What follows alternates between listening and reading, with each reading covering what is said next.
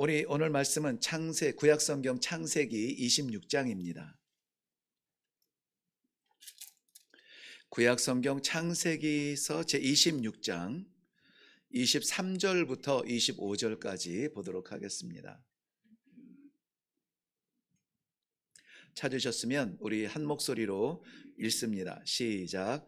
이삭이 거기서부터 브엘세바로 올라갔더니 그 밤에 여호와께서 그에게 나타나 이르시되 나는 네 아버지 아브라함의 하나님이니 두려워하지 말라. 내 종 아브라함을 위하여 내가 너와 함께 있어 네게 복을 주어 내 자손이 번성하게 하리라 하신지라. 이삭이 그곳에 제단을 쌓고 여호와의 이름을 부르며 거기 장막을 쳤더니 이삭의 종들이 거기서도 우물을 팠더라. 아멘, 아멘.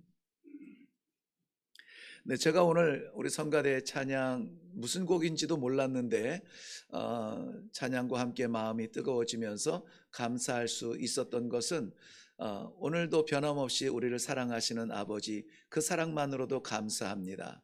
아무쪼록 오늘 어려운 시대를 살아가는 하나님의 백성들에게 하늘로부터 부어주시는 은혜의 삶을 살 수 있도록 도우시고 마치 겨울을 지난 따뜻한 봄 기운이 돋는 것처럼 이 예배를 통하여서 우리 모든 성도들의 심령에 하늘로부터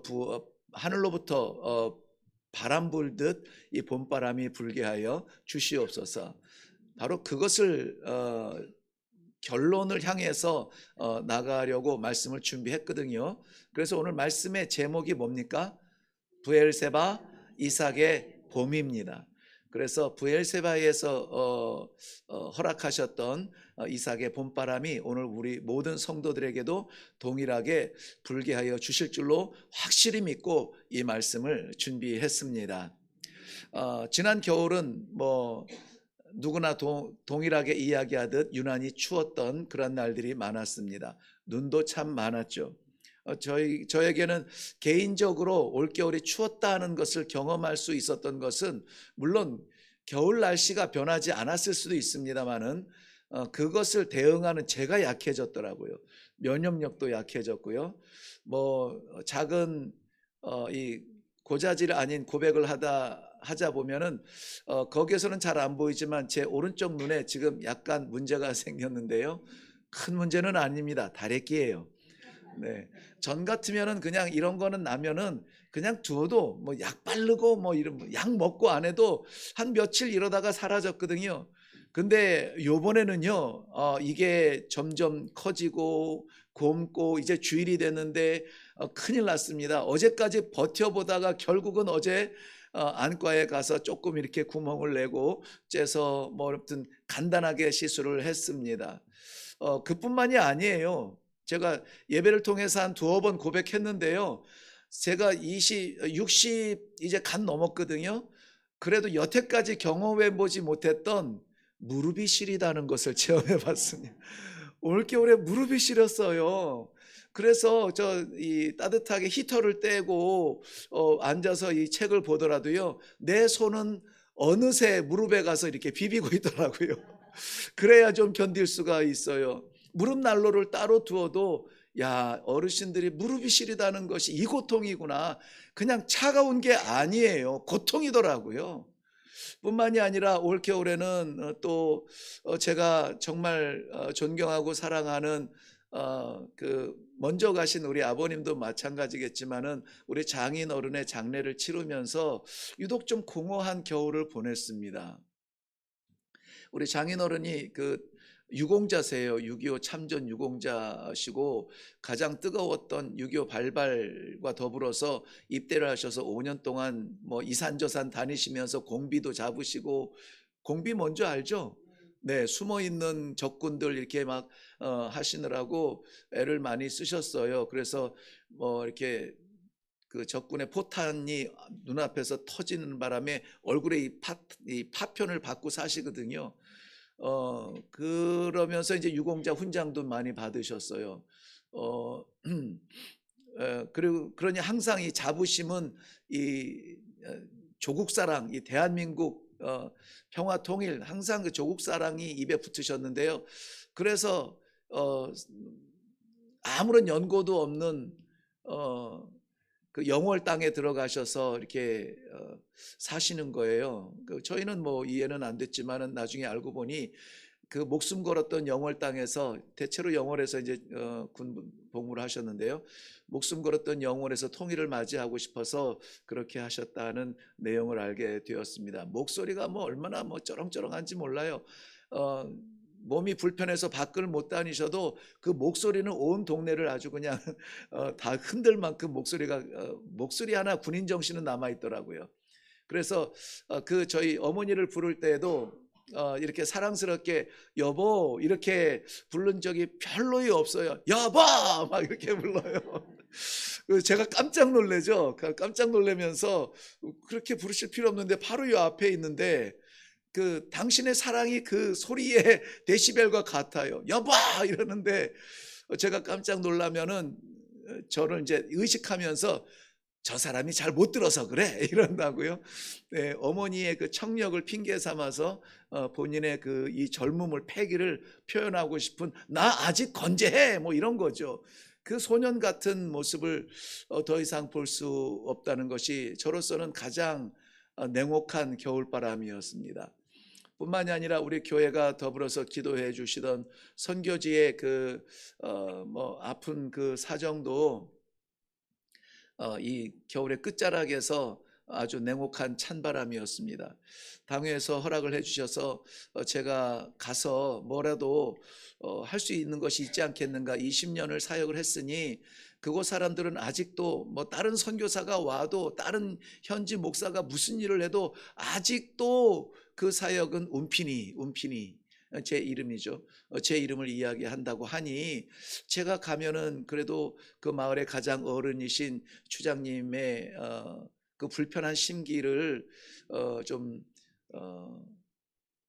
사죄하면서 그렇게 열쇠를 열지 않을까 했는데 참 이상하죠. 일단 그 현재 사역하는 친구들이 저의 방문을 너무나 어려워 힘들어요. 지금 볼 수 없다. 지금 너무나 힘들어하고 제가 그래도 혼란스러울까봐 그랬는지 모르겠지만 추장님께서 며칠 전에 돌아가셨어요. 그 모든 결정권자이시거든요.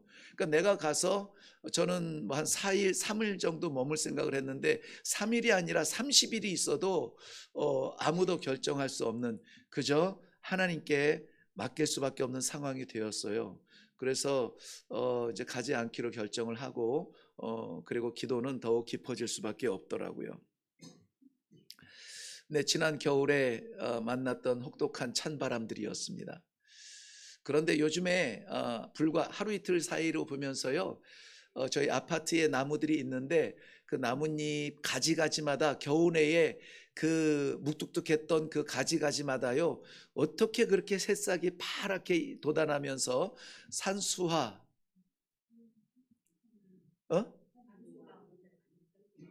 산유수 산수유 네네네 할렐루야 찬양만 잘하는 줄 알았더니 네 저희 집 그 아파트 앞에 산수유가 나무가 아주 겨울에는 깡 마른 나무예요.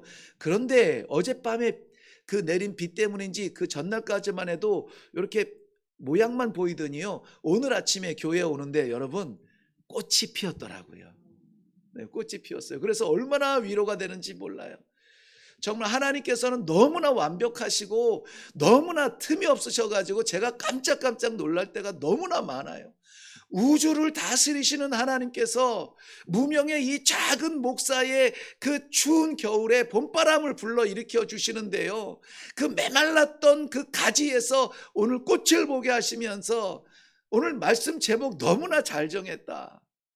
너무나 잘 정했다. 이 이삭의 봄. 우리 모든 성도들의 마음에도 오늘을 기점으로 해서 추운 겨울에 그 혹독한 바람을 다 잊으시고 이제는 하나님께서 천국에서 불어주시는 이 따뜻한 봄바람이 불기를 주님의 이름으로 먼저 축원을 드립니다. 하나님의 약속의 말씀이에요. 하나님께서 이미 불어주신 봄바람이에요. 누구나 살면서 겨울이 없는 사람이 어디 있겠어요? 고통이 없는 사람이 어디 있겠습니까? 오랜 세월을 살아온 어르신들에게 물어보면 더 그럴 거예요. 남는 것은 여기저기 결려서 나오는 것은 찬양하고 싶은데 신음소리 먼저 나요. 아이쿠야 하면서 일어나야 찬양하죠. 감사하게 아직 성가대에서는 성가대 일어날 때에 끙끙대면서 일어나시는 분은 아직 없으신데요. 평생 찬양해도 끙소리 안 나고 찬양하시기를 바랍니다. 지독한 한파를 저도 겪었고 우리 성도님들도 겪어요. 어떤 분은 이것이 너무나 길어져요. 그래서 마치 깰 수 없는 동면에 사로잡힌 것처럼 이대로 묻히는 것이 아닌가 가슴 아파하는 그러한 가정들도 있습니다. 풀리지 않는 일들 가운데 이해할 수가 없다고 그렇게 말하기도 합니다. 수고하지만 수고한 만큼 수확을 거두지도 못할 때가 너무나 많습니다. 질병이 찾아와도 예전처럼 회복이 잘 되지 않아요. 한숨만 나옵니다. 그래도 성도의 정직함으로 살아가겠다고 세상에서 정직한 마음으로 수고하며 애쓰지만은 수입이 전 같지 않아요. 일부 예배 때도 고백을 했지만은 요즘에는 밥 먹자는 말을 쉽게 못 하겠더라고요. 제가 누구 밥 사주는 거를 참 좋아합니다. 병이라면 병이에요. 아무튼 제가 처음 왔을 때 한 7년 전쯤으로 기억이 되는데 한번 간증을 했죠. 선교지에서는 한국에서 이렇게 후원비를 보내야 그 후원비가 온 걸 가지고 이제 한 달 동안 사역을 합니다. 그런데 이 후원비가 오지 않을 때에는 은행 가서 2시간, 은행 가려면 2시간을 이 비포장도로를 가야 되거든요. 가서 은행 가서 내 통장에 있는 돈 내다오 이렇게 할 때 은행에서 이렇게 말할 때가 있어요. 너 통장에 돈 없어. 이렇게. 네, 황당하죠. 그러면은 그 빈 마음으로 빈 주머니로 다시 돌아가야 되는데 용기가 나지 않는 거예요. 그럴 때 보니까는 정말 비상금처럼 가지고 이제 장을 보고 막 이렇게 저렇게 해야 되는데 집에 있는 돈을 긁어 나와서 이제 받아 가지고 이제 그걸로 장을 보고 이제 들어가서 사역을 해야 되는데 은행에서 돈이 없다니 결국은 내가 들고 나온 것밖에 없더라고요. 그게 우리나라 돈, 우리 돈으로 하면은 거의 한 7만 원 전후로 되는 것 같아요. 황당하죠. 앞으로 한 달을 어떻게 해야 되지? 진행하고 있는 사역도 있는데 그때도 제 이 고질병이 돋아나 가지고요. 그 도시에 타말리라고 하는 도시인데요. 도시에 있는 선교사님 자녀들이 방학을 해서 집에 왔다는 거예요. 어, 어, 그런데 그 선교사님 자녀들이 집에 왔는데 먹을 게 넉넉지 않고 맨 그거 먹으니까는 제가 외식을 시켜주고 싶은 거예요. 그래서 선교사님 아이들 데리고 나오세요. 그래가지고 그 돈으로 아이들 방학하고 집에 그 선교사 자녀 학교에 다녔거든요. 방학하고 집에 온 아이들 저녁 식사를 이렇게 대접하고 빈털터리로 들어간 기억이 있어요. 그 정도면 병이죠. 네, 병인데요. 제가 있어서 사는 게 아니라 저는 그게 즐거워요. 그러한 나눔이. 그런데 요새는 밥 먹자는 말이 잘 안 나올 만큼 우리 장로님 안타까움에 기도했지만 나라 경제가 또 아무튼 그렇더라고요. 네, 힘들더라고요. 뭐 이거는 저뿐만이 아니라 우리 모두가 다 공감할 겁니다. 우리뿐만이 아니라 하나님께서 택하시고 정하시고 의인처럼 그 이스라엘 백성들의 뿌리로 삼으신 아브라함, 그 아브라함에게 아들이 하나 있는데요. 그 아들 그 혈통적 아들인데요. 이삭, 약속의 아들이죠. 약속으로 주신 아들 이삭에게도 이 엄청난 인생의 한파가 불어 닥칩니다. 아브라함, 이삭, 야곱, 이스라엘 백성들에게 이 정신적인 조상들이죠. 그런데 그 이삭에게도 이 추운 겨울에 한파가 불어 닥친다는 거예요. 오늘 제목은 이삭의 봄인데요. 봄이 따뜻하기 위해서는 이 차가운 겨울을 먼저 들여다 보아야 합니다. 먼저 우리 전체를 다 보지 못해서 안타깝지만 26장 1절을 한번 보세요. 26장 1절. 아브라함 때에 첫 흉년이 들었더니 그 땅에 또 흉년이 들매 이삭이 그랄로 가서 블레셋 왕 아비멜렉에게 이르렀다는 것이 1장 시작하고 있습니다. 아브라함 때 흉년이 나타났는데요, 그 땅에 또 흉년이 나타났답니다. 그 땅은 어디입니까? 약속의 땅 가나안이죠. 하나님께서 하란에 머물러 있던 이 아브라함에게 일어나 내가 너에게 지시할 땅으로 가라 해서 인도해 준 그 땅 가나안에 머물고 있는데 그 땅에 끔찍한 흉년이 찾아옵니다. 그래서 이 아브라함은 흉년의 음식을 해결하려고 당시에 보편적으로 이해하고 있던 애굽에 가면 해결된다. 애굽에는 먹을 것이 있다. 그래서 흉년을 피해서 기근을 피해서 애굽으로 내려갑니다. 애굽으로 내려가서 온 가족이 가죠. 그 당시는 뭐 짧게 며칠 다녀올 수 있는 여행이 아니니까. 그런데 아내 사례가 너무나 이쁜데 애굽의 왕 바로와 더불어서 신하들이 탐낼까봐, 그러면은 그 남편을 죽이고 아내를 빼앗아 갈까봐 그 아내를 내 누이라 이렇게 속였다가 큰 어려움을 당하기도 하죠. 그런데 그 아브라함 때 경험했던 그 흉년이, 기근이 그 아들 이삭 때에 또 왔다는 거예요. 여기서 분명히 이야기했죠. 또 왔다는 거예요. 또 왔어요. 하나님께서 인도하신 땅인데 그 땅에 들어가서 살고 있는데 거기에도 뭐가 찾아왔어요? 기근이 찾아온다는 거예요. 기근이. 그래서 이레교회에서 제가 이렇게 말을 하면은 너무 딱딱하게 이야기한다고, 유도리가 없다고 그렇게 말하는 분들이 계실지 모르겠지만은, 예수 믿는다고 신앙생활 한다고 만사 형통 뭐 무병장수 그런 거 생각하지 말라고요. 오히려 세상에서 우리 이웃들이 당하는 고통보다 플러스 성도로서 당하는 고통이 있을 수 있으니 기대하시라. 개봉박두. 늘 우리는 말씀으로 무장하고 기도에 힘을 얻고, 그래서 어떤 시험이 와도 이길 수 있도록 준비해야 되는 거지, 나는 시험 안 당할 거야, 나는 코로나 때 코로나도 안 걸릴 거야 하면서 다 피해갈 거야, 왜 하나님은 살아계시고 나는 하나님을 사랑하니까, 이런 것 가지고 요행 신앙을 가지고 있으면 안 된다. 아니 그 가나안에도 기근이 오고 또 왔어요. 아브라함 이삭에서 끝납니까? 야곱 때는 안 왔습니까? 야곱 때도 기근이 왔죠. 그래서 다행히 그때는 요셉이라고 하는 11번째 아들이 애굽에 팔려갔다가 거기서 총리가 되는 바람에 초청받아서 갈 수는 있었지만, 그래도 첫걸음은 그것이 초청이 아니었죠. 음식을 구하러 애굽에 내려갔죠. 당시의 통념상 애굽에는 먹을 게 있다.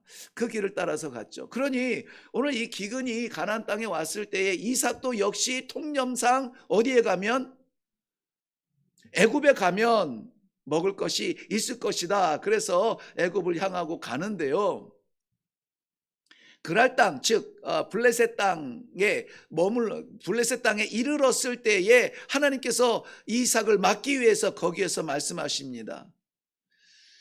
애굽으로 가지 말라고. 네. 그런데 오늘 한번 보실래요? 6절 한번 보세요. 6절. 이삭이 그랄에 뭐 했어요? 거주하였더니 라고 말합니다. 이삭이 그랄에 거주하였더니, 1절에 보면은 1절 하반절 보면은 이삭이 그랄로 가서 블레셋 왕 아비멜렉에게 이르렀더니 6절에 이삭이 그랄에 거주하였다. 즉 이동하면서 그랄에 도착했는데 결국은 어떻게 하기로 했다고? 거기서 머물게 됐다고요. 그렇다면 2절부터 5절까지의 내용에는 별로 영향을 받지 않은 거예요. 2절에서 5절까지 여러분 무슨 내용이 있었는지 알면 깜짝 놀라실 거예요. 아니 이삭이 그랄에 도착했고 거기서 머물렀대는데 왜? 근데 2절에서 뭐라고 말씀하냐면요, 2절 보면 여호와께서 이삭에게 나타나 이르시되 애굽으로 내려가지 말고 내가 네게 지시하는 땅에 거주하라.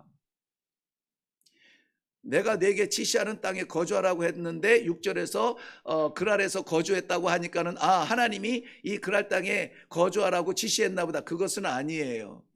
하나님께서 지시한 것은 처음부터 끝까지 동일하게 약속의 땅 가나안을 말합니다. 그런데 이 기근을 피해서 지금 애굽으로 가겠다고 지나가는 이 그랄 땅에서 더 이상 가지 못하도록 하나님께서 이삭을 막으시면서 애굽으로 내려가지 말라, 사람을 의지하지 말라 라고 이야기하고 계시는 것입니다.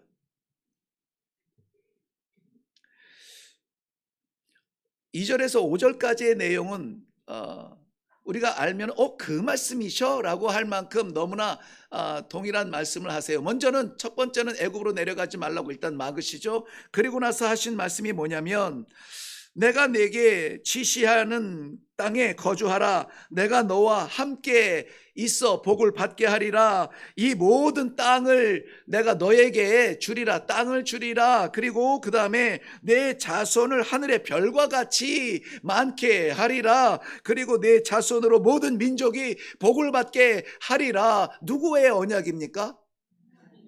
누구에게 하신 언약입니까? 이삭에게 하신 언약이죠. 근데 그보다 먼저 이 언약을 누가 받았냐면 아브라함이 받았잖아요. 창세기 12장 말씀에 하나님께서 아브라함에게 내가 네게 지시할 땅으로 가라. 그러면 내가 네게 자손을 주고 민족을 주고 땅을 주겠다. 뿐만이 아니라 너로 인하여서 이 땅의 모든 민족이 복을 받을 것이라 라는 약속을 하셨는데요. 오늘 이삭에게 동일한 말씀을 하고 계시는 거예요.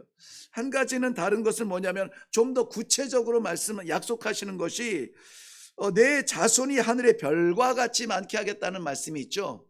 여기에서 자손은 복수를 말하고 있습니다. descendants 해가지고 물론 NIV 성경을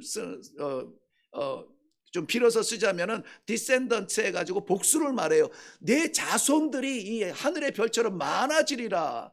그런데 그 자손들이 많아지는 것, 너의 모든 축복의 결론이 어디에서 나오냐면요. 그럼 그 다음 절에 나와요. 내 자손으로 모든 민족이 복을 받으리라. 여기 모든 민족은 all nations, 아브라함에게 했던 모든 민족하고 똑같은 단어예요. 근데 그 앞에 내 자손은 offspring, 그래서 단수를 씁니다. 단수예요. 자손들은 많아지는데 너의 혈통을 통하여서 너의 후손, 내 자손 오직 하나 예수 그리스도의 십자가를 통하여서 이 땅의 모든 민족이 복을 받으리라는 하나님의 약속을 담고 있어요. 그러면 어떻게 해야 됩니까? 하나님이 지시한 땅에 머물러야죠. 하나님의 약속 안에 있어야죠. 어디입니까? 가나안에 머물러야 돼요. 그런데 6절에서 뭐라고 했다고요? 이삭이 그랄 땅에 거주하였다는 거예요. 거주라는 말은 그야말로 정착했다는 말이죠.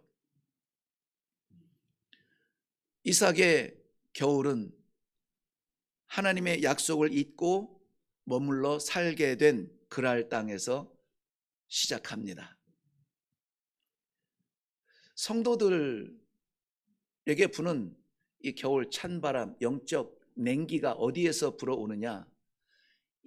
있어서는 잊지 말아야 할 자리에 있을 때 성도들은 영적 냉기를 느껴야 하고 느끼게 되어 있습니다.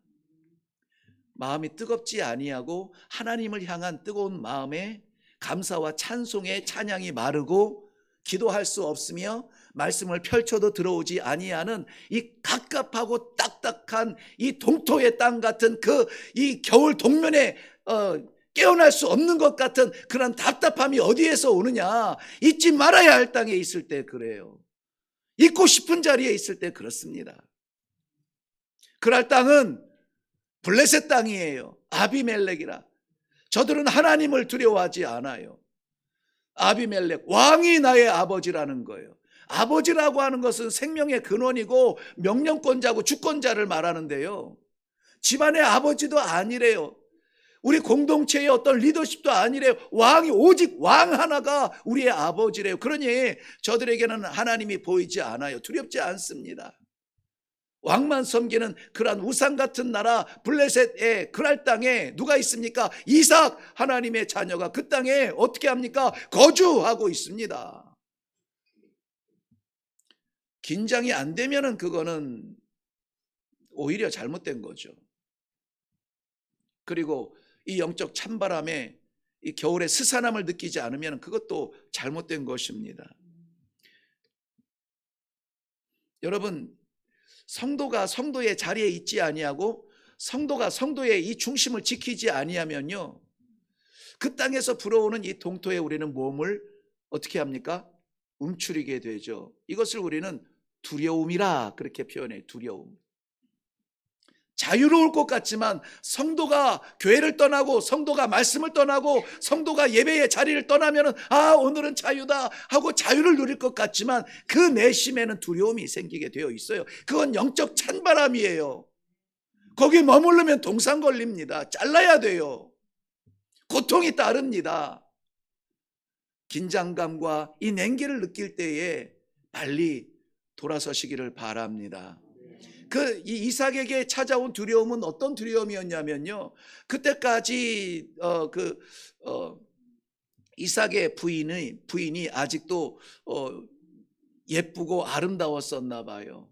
그러니까 아브라함이 애굽에 가서 느꼈던 그 두려움을 이삭도 그랄 땅에서 동일하게 느껴요. 당신은 어쩔 수 없어요. 문자적으로 학교 가서 배우는 것이 아니라 구전 전승이에요. 구전 문화입니다. 그러니 옛날에 무슨 일이 있었는지 어머니의 이 품에서 말씀하시는 대로 듣고, 아버지가 일로 와서 좀 앉아봐라 하면은 앉아서 옛날에 무슨 일이 있었는데 그때 이렇게 해서 오늘날 우리가 이렇게 됐던데, 다 구전으로 이야기해요. 그러니까 아버지가 기근이 났을 때 우리가 애굽에 내려가서 이런저런 일을 하고, 그 구전 문화는요 정직해야 되거든요. 위장하면은 안 되거든요. 정직하게 그 모든 것을 다 나누고, 그래도 하나님께서 우리를 살려주셔서 오늘 이 땅에 있다까지가 다 들어요. 그런데 따라가지 말아야 될 그것까지 담게 되죠. 그랄 땅에 사는 이 이방인들도 하나님을 두려워하지 않으니 아름다운 내 부인 뺏어가기 위하여서 이 남편을 죽이지는 않을까. 그래서 아내를 누이라 속이는 그러한 우를 범하게 됩니다. 그 두려움이에요. 그 두려움은 결국은 사람을 속이고 하나님께서 주신 귀한 아내를 누이라고 거짓을 말하게 됩니다. 이것을 그곳에 사는 그랄 땅에 있는 사람들은 네가 어찌하여 우리에게 이렇게 해서 죄를 지었느냐라고 죄라고 판명을 해버려요. 하나님께서 그들에게 두려움을 주시고 오히려 범죄하지 아니하도록 그의 아내 리브가를 취하지 않도록 막으시고, 하나님께서 개입하심으로 말미암아 이삭은 그 땅에서 많은 풍요를 누리게 됩니다. 그랄 땅, 거기에 아브라함이 판 우물이 있었는지 모르겠지만요, 아무튼 이 그랄 땅에 있는 이방인들이 아브라함의 그 우물을 돌로 덮고 흙으로 덮어버린 그러한 아버지의 우물을 다시 돌을 끄집어내고 물을 나오게 하죠. 그 우물로 인하여서 이스라엘 이삭의 가족들은 양들을 먹일 수가 있었고요, 또 농사를 지을 수가 있었고요. 우리가 잘 아는 30배, 60배, 100배의 그 근원이 어디 있냐면은 이삭이 농사를 지음에 100배의 수확을 얻더라. 예, 오늘 본문에 26장에 나오는 이야기예요. 100배의 수확을 얻고 양과 소와 염소가 많아졌고 종들도 많아졌다. 관리하는 종들이 많아졌다면은, 그렇게 말하면 일단 끝난 거예요. 관리하는 종들이 많아졌으면 관리해야 될 재산이 많은 것이죠. 많게 그렇게 재산이 불어날 수 있었다는 것입니다. 그래서 저는 그 많은 재산을 유지하기 위해서 또 우물을 파죠. 우리가 이삭하면 떠오르는 것은 오직 한 장면밖에 없죠. 모세란다. 네, 아브라함이 모리아산에서 이 아들 이삭을 제물로 바칠 때에 철저한 순종으로 말미암아 예비된 양으로 하나님께 예배를 드렸던, 제사를 드렸던 그 모리아산의 순종의 이삭만 생각하는데요, 그때는 하루 순종한 것이죠. 평생 동안 이삭이 열심히 한 것은 무엇이냐면은 우물 파는 사람이었어요. 우물 파는 사람. 그래서 가는 자리마다 우물을 파고, 그런데 우물을 파면 물이 나와요. 물이 나옵니다. 근데 물이 나온다고 내 우물을 파서 물이 나온다고 내 것이 되냐고요. 안 된다고요. 안 된다고요. 그 땅에서는 안 된다고요. 그 땅에서 성공을 하고 그 땅에서 누리게 했는데 그것을 보존하기 위하여서 하나님께 돌아가지 아니하고, 하나님께서 살아계셔서 나를 살피시는구나, 감사하며 찬송하며 돌아가지 아니하고 그 땅에서 어찌 해보려고 우물을 파는데 안 된다고요. 우리 오늘 본문 그 앞에 사건은 무엇이 나오냐면 우물을 팠는데 그 땅에 있는 사람들이 그날 골짜기 사는 사람들이 배가 아파요. 배가 아파. 저 나그네가 와가지고 이 기근 때 와가지고 자기 우물 팠는데 물이 숭숭 나오고 양들을 먹이고 농사를 지어서 막 100배씩 거두니까는 배가 아파 시기하고 질투하고 그 안에 분열이 나타나서 이들과 전쟁을 싸움을 일으키는 겁니다. 그래서 우물을 팠는데 목자들이 하도 다투니까는 그 우물의 이름을 에색이라 이렇게 지었어요. 에색이라. 애석하게도 우물의 이름이 이쁘지는 않아요. 에색이라. 에색이라는 뜻은 다툰다라는 말이에요. 다툰다. 그러니 이 심통 많은 이 그랄 사람들이 와가지고 돌로 메꾸고 흙으로 메꾸고 막 분쟁을 일으키니까는 어떻게 해야 됩니까? 이거 내 거야 주장합니까? 주장 못해요. 그리고는 옮겨서 또 다른 우물을 팝니다. 근데 거기에서도 물이 나와요. 그렇다고 해서 또 내 거 된다고요? 안 된다고요. 안 된다고. 그 다음에 지은 이름이 신나라는 이름이에요. 신나. 그 신나는 우리가 말하는 이 재밌어 신나가 아니라 신나. 이것은 이 대항하다, 싸우다라고 하는 그러한 이름이에요. 죽일 수 없는 말릴 수 없는 그러한 여정 가운데 또 다른 우물을 파서 르호봇이라 거기는 굉장히 넓게 이렇게 넓게 했나 봐요. 넓게 팠나 봐요. 그래서 넓다, 광활하다, 넓다라는 의미의 르호봇이라는 이름을 지었어요. 저는 지금 애쓰고 수고하여서 우물을 파서 우물의 사람 이삭의 흔적들을 이야기하고 있는데요. 그렇게 파서 허탕친 것이 아니라 물이 나왔습니다. 물이 나왔는데 그것이 내 것이 되지 않았다고요. 수고했는데 내 것이 안 된다고. 애쓰고 정말 새벽별 보고 나아갔는데 배신을 당한다고요. 여러분 그런 경험이 없습니까? 저는 이번에 너무나 혹독하게 경험을 했어요. 부끄럽지 않은 선교사가 되려고 몸부림을 쳤지만 자기 집 짓고 자기 삶을 위해서 유용하는 것 없이 오로지 선교지에 오는 것 하나님께서 사용하시는 것이니 내 것이라 말할 수 없습니다. 내 생명까지도 하나님 것입니다. 이런 착복하지 아니하고 철저하게 사역을 위해서 헌신하고 빈깡통으로 부끄럽게 한국에 돌아올지언정 선교지에 착취하지 않겠다. 부끄럽지 않은 그런 사역을 감당을 한다고 했음에도 불구하고 의지와 상관없이 이름은 부끄러워졌고 문제는 심각해졌고 올겨울에 가장 혹독했던 찬바람이었습니다. 그런데 오늘 본문 말씀을 이렇게 시작합니다. 이삭이 거기서부터 그랄 땅 거기서부터 브엘세바로 올라갔더니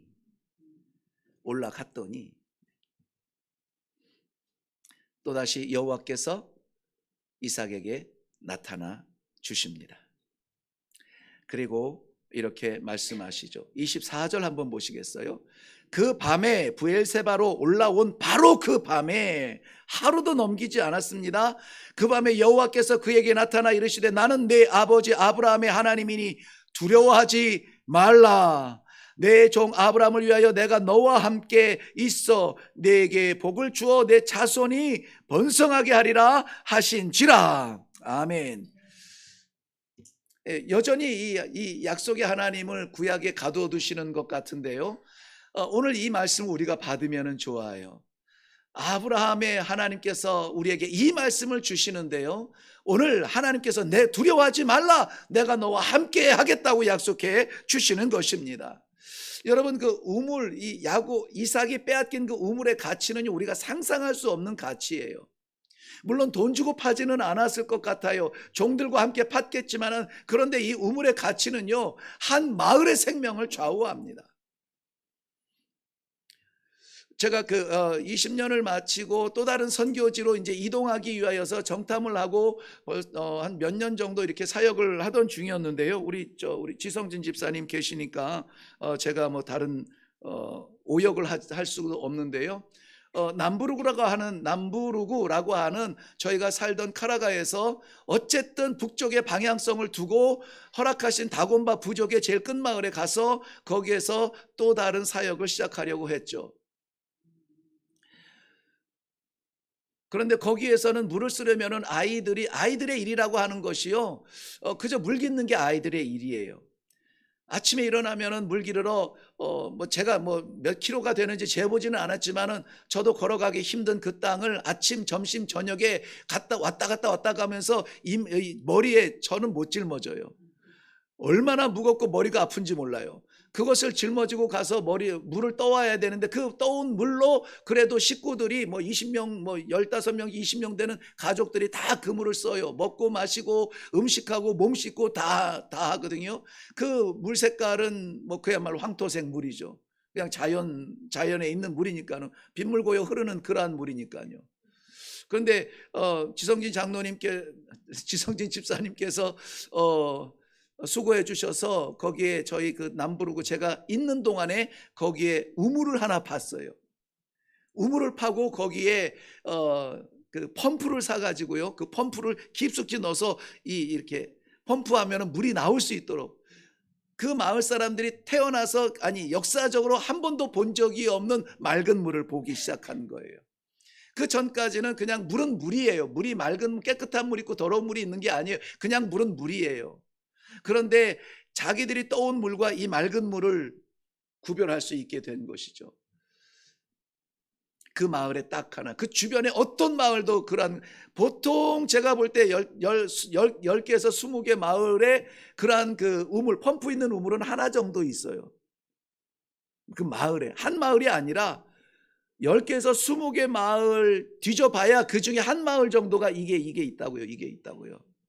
그러니 그때부터 이 아이들이 마실 이 펌프에서 나오는 그 물을 보면서 얼마나 감사하며 감격하며 그들도 감사하겠습니까? 그 마을이 보통 한 30포 정도, 30 몇 가정 되는데요. 사람 인구는 한 400명 정도 되거든요. 400에서 한 450명 되는 그러한 마을이에요. 그 하나 우물 가지고 사는 거예요. 그 우물의 가치가 여러분 아시겠죠? 지금 우리 이렇게 딱 틀면은 잘 나오는 그게 아니에요. 선교지에 있으면서 저희들도 동일한 생활을 했습니다. 저수지에 가서, 보통 마을은 몇 개의 마을 가운데 중간쯤에 이 깊이 큰 우물을 팝니다. 그래가지고 로봇 같은 그런 큰 우물을 파죠. 그러면은 거기에 이제 우기철에 빗물이 고이면은 건기에 그물 갖다가 이망을 저망을 다 나눠 쓰는 거예요. 그러니까는 마르죠. 마르면 나중에 바닥이 팔짝팔짝 뛰는 그 바닥이 다 보이거든요. 그러한 우물을 팠는데 물이 나와요. 내 것인데 거기에 돌을 메꿔 버려요. 그래도 다투지 않습니다. 내가 파서 내 우물인데 이 사람들이 와서 돌로 메꾸고 이 사람들이 와서 자기네 거라고 주장해요 하고 세상 법정에다가 고발하지 않아요. 이삭이 그 사람들이 싸워서 얻고 싶으면 싸우지 않고 나갑니다. 돌을 메꾸면 가서 또 다른 우물을 팝니다. 왜요? 하나님의 약속의 말씀을 받았기 때문에 그래요. 하나님의 약속의 말씀을 받은 사람은요, 우물 하나 가지고 목숨 걸지 않아요. 욥을 보세요. 욥은 하나님께서도 당대의 최고 greatest, 더 이상의 사람이 없을 만큼 칭찬을 했는데 그가 당한 것은 이해할 수 없는 고난과 폭풍이었습니다. 인생의 폭풍도 그 정도 불면은요, 안 쓰러질 사람이 없어요. 10명의 그 아들들과 딸들이 하루아침에 다 무너져 죽지 않아. 집이 무너져 죽어요. 그 많은 재산, 셀 수 없는 재산들을 다 빼앗깁니다. 종들이 다 죽습니다. 자기 자신도 머리끝부터 발끝까지 엘리판티아시스, 이 상피병에 걸려서 돌로 벅벅 긁어도 시원치 않은 그러한 병에 걸려 있어요. 친구들이 와서 어쨌든지 회복을 시켜보려고, 야 혹시라도 뭐 하나님 앞에 죄 있는 거 있으면은 야 빨리 끄집어내서 회개하고 빨리 우리 저 원위치로 돌아가자. 그래도 하나님과의 관계 앞에서 하나님을 원망하지 않고 하나님께서 허락하신 그 시간들을 후회하지 않습니다. 인내하고 참아내고 기다려집니다. 욥기서 42장이 흐르도록 말이죠. 우리들의 찬바람의 겨울은 몇 장이나 지나왔는지 모르겠습니다. 그래도 하나님께서 붙잡으시는 사람은 세상의 질서 때문에 죽지는 않습니다. 하나님께서 쓰시다가 데려가시면 감사한 것이고요. 사도행전 26장에 보면 26, 27장 내용에 보면은 하나님께서 복음을 전하는 바울을 로마로 압송을 하십니다. 전도자로 가는 것이 아니라 죄수로 끌려갑니다. 억울하잖아요. 그래도 입번 끝 안 합니다. 죄수를 끌고 가는 그 마당에 병사들이 우글우글 그 지중해를 가르는 배니까 작지 않은 배입니다. 큰 배죠. 병사들도 있고 거기에는 이 배를 모는 일에 전문가들이 그 안에 다 있어요. 그럼에도 불구하고 유라 굴로라고 하는 광풍을 만나니까 군인의 권력도 체력도 필요 없고 그 이 배를 운행하는 그러한 선원들의 어떤 경험도 필요 없고 그냥 이 배가 뒤죽박죽 죽겠다고 15일 동안을 보름 동안을 말이죠. 먹지도 못해요. 가만히 있으면서 보름 동안 굶어도 단식한답시고 굶어도 허기질 텐데요. 이 태어난 그 회복하는 그 기간을 15일 줘야 된다고 하죠. 그런데 광풍 속에서 생명 붙들고 견디느라고 그렇게 지내왔던 세월들. 그래도 군인들도 두려워서 죽으려고 합니다. 어부들도 마찬가지입니다. 선원들도 마찬가지예요. 딱 한 사람 이렇게 말합니다. 두려워하지 말라, 염려하지 말라, 걱정하지 말라. 이 가운데 한 명도 안 죽는다. 한 명도 안 죽는다. 아멘이 안 되죠? 유라굴로 광풍 배를 뒤엎는 온 칠흑 같은 그 밤에 보름 동안이나 먹지도 못하고 그러고 싸우는데 안 죽는데요. 안 죽는데. 그 사람이 누굽니까? 바울 사도예요. 왜 그렇습니까? 도대체 어디에서 그런 객기가 나옵니까? 하나님의 약속이죠. 로마에서도 네가 복음을 전해야 하리라. 그러면 나는 어디에 로마에 갑니까? 안 갑니까? 가요. 가니까 이러한 폭풍이 나를 막을 수 없다는 거예요. 하나님께서 주신 약속의 말씀만 있으면 우리가 세상의 상황 때문에 안절부절하지 아니한다는 것입니다. 이 약속의 말씀이 없으므로 우리가 두려워지는 거예요.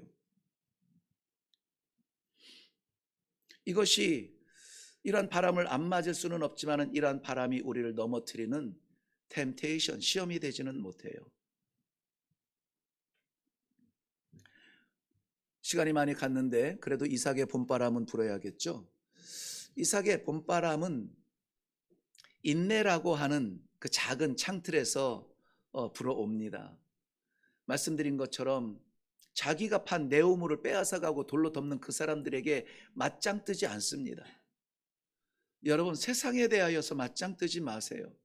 그 시간에 기도하세요. 그 시간에 하나님의 나를 향한 약속이 무엇인지를 붙드세요.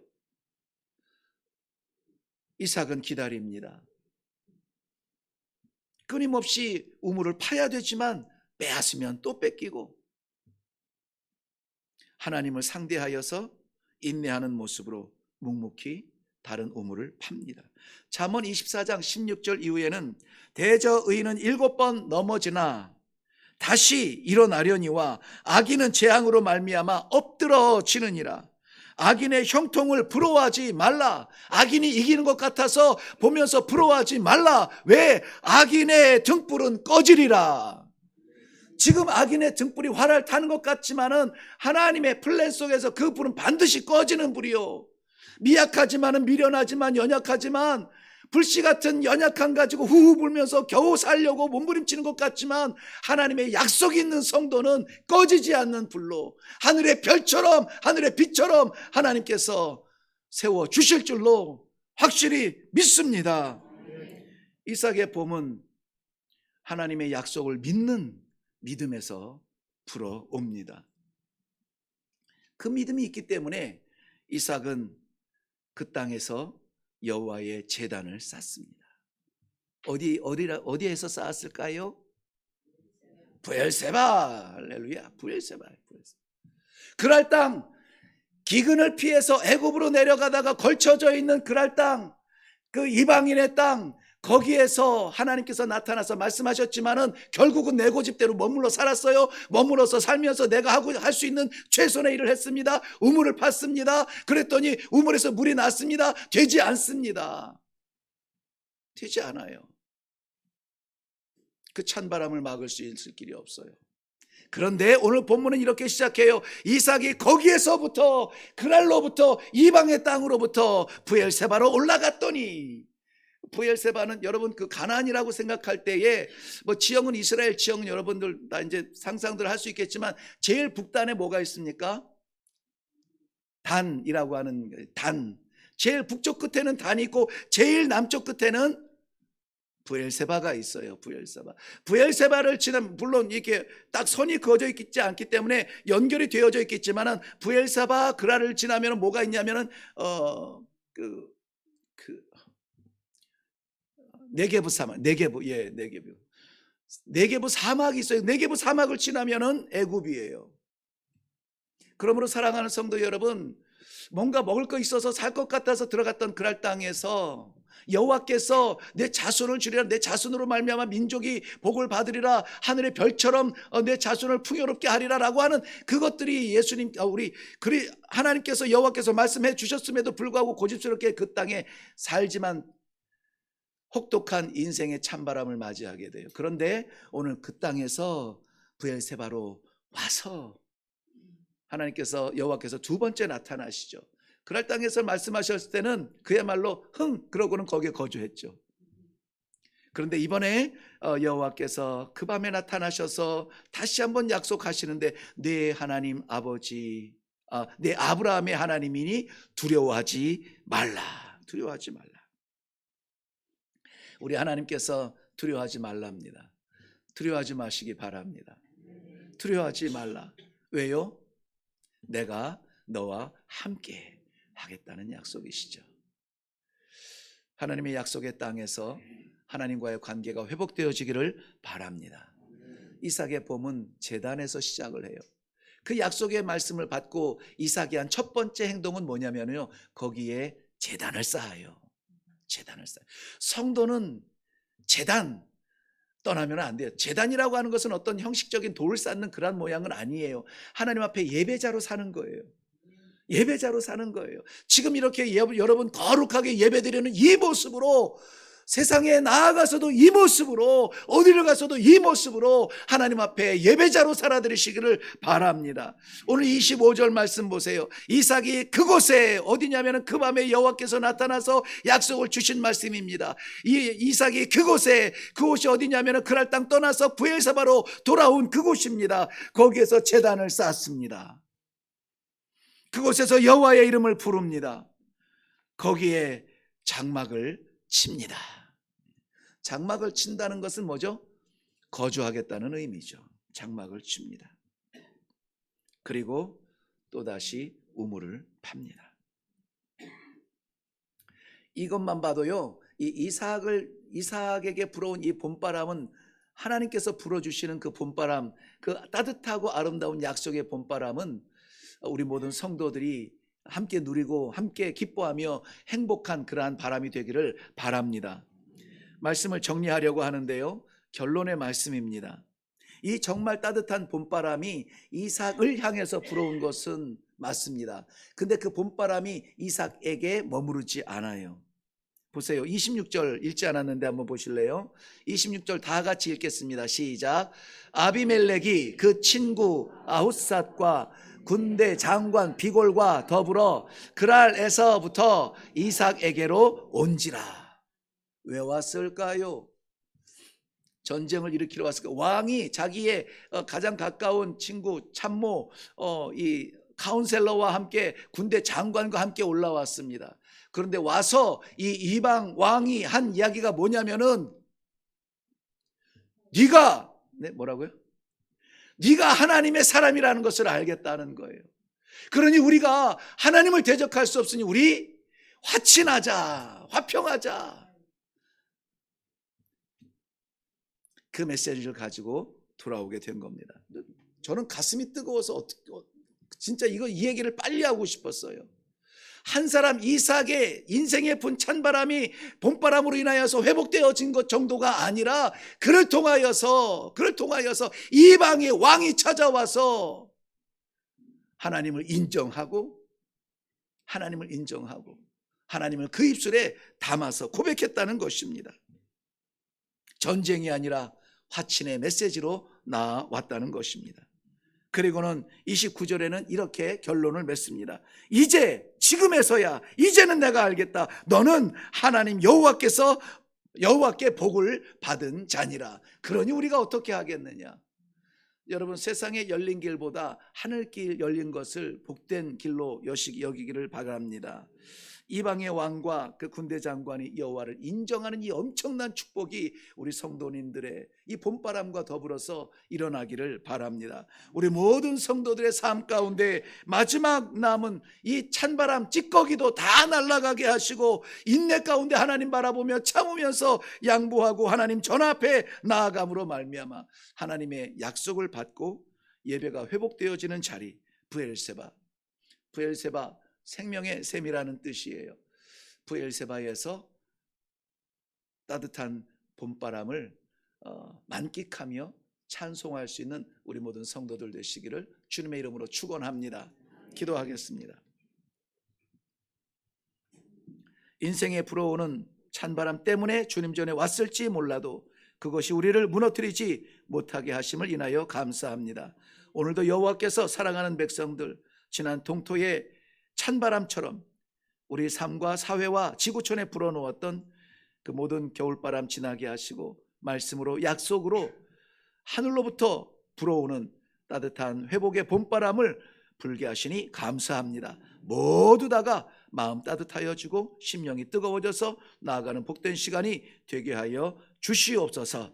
이루신 줄로 믿사옵고 감사드리며 예수님의 이름으로 기도하옵나이다. 아멘.